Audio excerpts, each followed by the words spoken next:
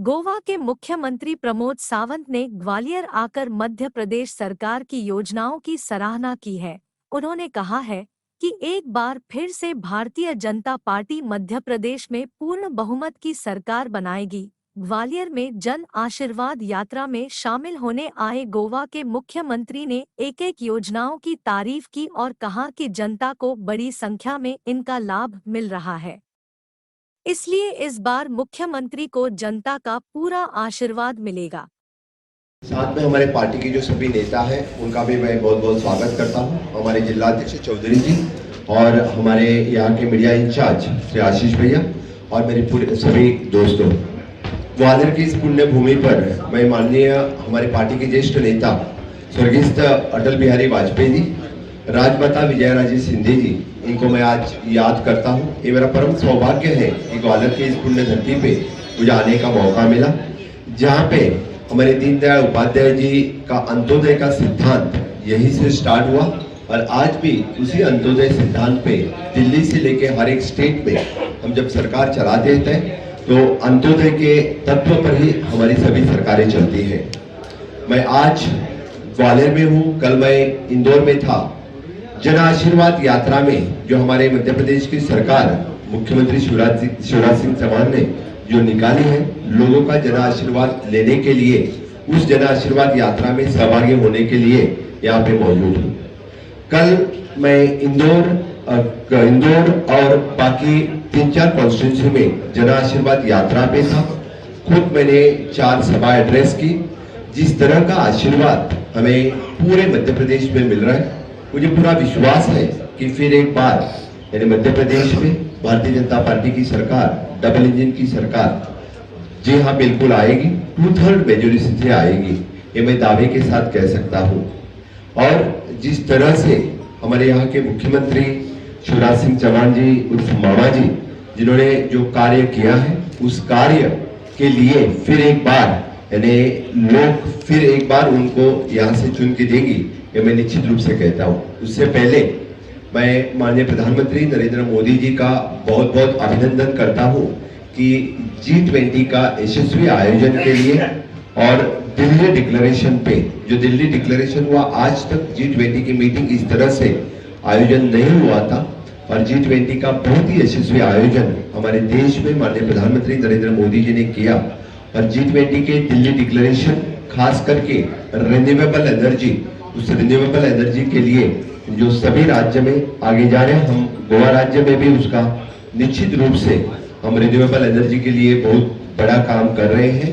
और खास करके Goa road map tourism declaration, Goa में भी टूरिज्म, पावर, बाकी डिफरेंट मीटिंग्स रही, उसमें जो G20 का डिक्लेरेशन रहा, उनमें गोवा रोड मैप का डिक्लेरेशन रहा। इसलिए मैं माननीय प्रधानमंत्री जी का अभिनंदन भी करता हूँ और धन्यवाद भी देता हूँ।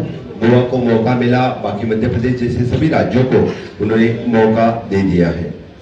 मैं फिर एक बार मध्य प्रदेश में अंत्योदय तत्व पर चलने वाली हमारी सरकार जो 18 साल से यहाँ पे चल रही है और खास करके हमारे मुख्यमंत्री मामा जी जो यहाँ का जो प्रति व्यक्ति GDP रेट जो 12,000 रुपए से था, वो 1,40,000 रुपीज तक GDP बढ़ाने के लिए भी मैं उनका बहुत बहुत अभिनंदन करता हूँ। जो खास करके यहाँ के आतंकवाद और नक्सलवाद का नाश करके जो सरकार जो चलाई है, इनके लिए भी मैं उनका बहुत बहुत अभिनंदन करता हूँ। और मध्य प्रदेश की सरकार जानी जाती है वुमेन एम्पावरमेंट के लिए। बाकी जब कंपैरिजन होता है बाकी स्टेट्स के साथ, तो खास करके वुमेन एम्पावरमेंट के लिए हमेशा जानी जाती है, विच स्पेशली पहले लाडली लक्ष्मी के लिए जानी जाती थी। आज लाडली बहनाई योजना के लिए मध्य प्रदेश में सभी बहनाइयाँ मामा के लिए अप्रिशिएट करते हैं सभी लोग। और पूरे देश भर में से ये लाडली बहनाई योजना जो 1,35 लाख वुमेन को इसका बेनिफिट ऑलरेडी मिल चुका है और इससे भी ज़्यादा महिला बहनों के लिए इसका बेनिफिट मिलेगा, ये मैं दावे के साथ कह सकता हूँ। The 50% reservation in the police department, 50% reservation in the government jobs 50% reservations in local bodies elections, बाकी राज्यों से मध्य प्रदेश राज्य आगे है। और निश्चित रूप से जब मध्य प्रदेश की बात आती है तो अभी सभी सेक्टर में मध्य प्रदेश एक नंबर पे रहता है। इसीलिए मैं फिर एक बार उनका अभिनंदन करता हूँ। मध्य प्रदेश में खास करके द स्किल डेवलपमेंट में कमवा और शिका ये जो योजना है, means to earn while learn, जो योजना है विच इज यूनिक योजना जो मध्य प्रदेश सरकार ने चालू की है। मुझे लगता है कि मध्य प्रदेश के सभी युवाओं के लिए लर्न व्हाइल अर्न इस योजना का बहुत बड़ा फायदा हो जाए। सीख और कमाओ इस योजना का बहुत बड़ा फायदा हो जाएगा। यहाँ के हर एक हाथ को काम देने का काम किसी ने किया है तो भाजपा सरकार ने किया है। हाथ ने सिर्फ हाथ दिखाया, हर बार कांग्रेस ने सिर्फ हाथ दिखाने का काम किया है, इसके सिवाय दूसरा कौन सा ही काम नहीं किया है। इसीलिए मैं आगे एग्रीकल्चर सेक्टर में मध्य प्रदेश एक खेती प्रधान प्रदेश है और हमेशा के लिए उसमें जो कांग्रेस की सरकार के वक्त 600 करोड़ का जो बजट था वो 55,000 करोड़ तक लेने का काम किसी ने किया है तो मामा जी ने किया है। एग्रीकल्चर इंफ्रास्ट्रक्चर फंड्स जो गवर्नमेंट ऑफ इंडिया ने देना स्टार्ट किया, सबसे highest receiving the agriculture fund में कौन सा राज्य है तो मध्य प्रदेश राज्य है। सबसे ज्यादा एग्रीकल्चर फंड लेने वाला है। The government of India which following the flagship programme, वो हर एक फ्लैगशिप प्रोग्राम में नल से जल हो या प्रधानमंत्री आवास योजना हो, उज्ज्वला योजना हो, बाकी सब योजना में हमेशा के लिए द परसेंटेज में हाईएस्ट राज्य कौन सा है तो मध्य प्रदेश राज्य है। अचीवमेंट्स में हमेशा के लिए यानी मध्य प्रदेश आगे रहा है। मैं बाकी तो छोटे मोटे इंफ्रास्ट्रक्चर रोड इसमें नहीं जाऊंगा, मुझसे ज़्यादा आप लोगों को पता है विच इज मध्य प्रदेश के पूरे राज्य के डेवलपमेंट जिस तरह से इस 9 साल के कार्यकाल में जो ऑनरेबल प्राइम मिनिस्टर केंद्र में पीएम बनने के बाद, डबल इंजन सरकार होने के बाद जिस तरह की डेवलपमेंट यहाँ पे हुई, उससे ज़्यादा which is in the road infrastructure, health infrastructure, tourism infrastructure, सरकार होने के बाद जिस तरह की डेवलपमेंट यहाँ पे हुई, उससे ज़्यादा which is in the road infrastructure, health infrastructure, tourism infrastructure, सभी सेक्टर में ढेर सारी इन्वेस्टमेंट यहाँ पे हो गई है। It is an infrastructure development और ह्यूमन डेवलपमेंट में हमेशा के लिए मध्य प्रदेश जाना जाता है। Specially the I am congratulating for the Vande Bharat train, जो वंदे भारत ट्रेन यहाँ पे स्टार्ट हुई है उनके लिए भी मैं कॉन्ग्रेचुलेट करता हूँ। हमेशा के लिए मध्य प्रदेश पावर जनरेशन में सबसे आगे रहा है। कांग्रेस के वक्त सिर्फ 5,000 मेगावाट की बिजली उत्पादन होता था। प्रेजेंट गवर्नमेंट 29,000 मेगावाट की पावर जनरेशन यहाँ पे हो रही है। Along with that the solar power, wind power, renewable energy में मध्य प्रदेश सबसे आगे है। इनके लिए भी मैं मध्य प्रदेश सरकार का बहुत बहुत अभिनंदन करता हूँ। हमेशा के लिए रिन्यूएबल एनर्जी में आगे जाने के लिए आगे रहा है।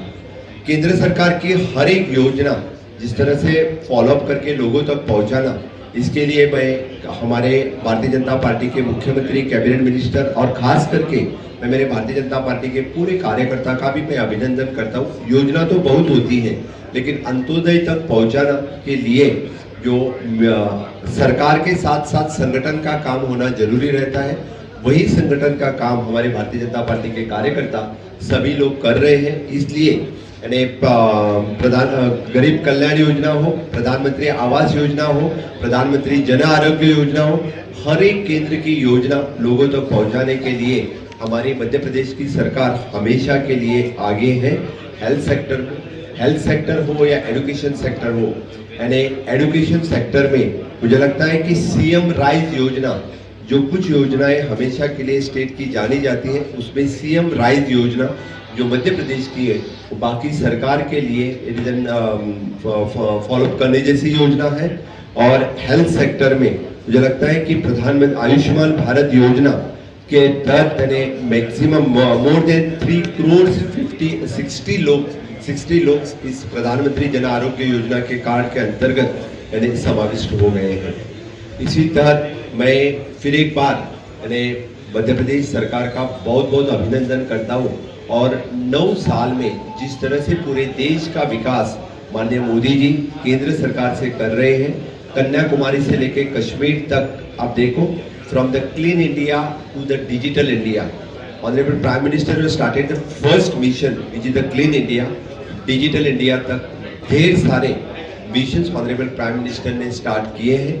आज आज़ादी के अमृत काल में विकसित भारत 2047 की बात चल रही है। नव भारत निर्माण की सोच ऑनरेबल प्राइम मिनिस्टर ने इस वक्त रखी है। वही नव भारत निर्माण करने के लिए हर राज्य में मुझे लगता है कि डबल इंजन सरकार आनी जरूरी है। नव भारत निर्माण करते वक्त नव मध्य प्रदेश निर्माण करने के लिए startup India, skill India, digital India, make in India, make in Madhya Pradesh, इस तरह की योजना, सभी योजना जो यहाँ पे चल रही, और भी नया योजना यहाँ स्टार्ट करने के लिए फिर एक बार मैं मध्य प्रदेश की सभी जनता को आह्वान करता हूँ कि यहाँ भारतीय जनता पार्टी की सरकार फिर एक बार आप लोग चुन के देंगे, ये मैं आशा करता हूँ। और निश्चित रूप से आगे आने वाले इलेक्शन में 2/3 मेजोरिटी से भारतीय जनता पार्टी की सरकार यहाँ पे आएगी, ये मैं दावे के साथ कहता हूँ। बहुत बहुत धन्यवाद।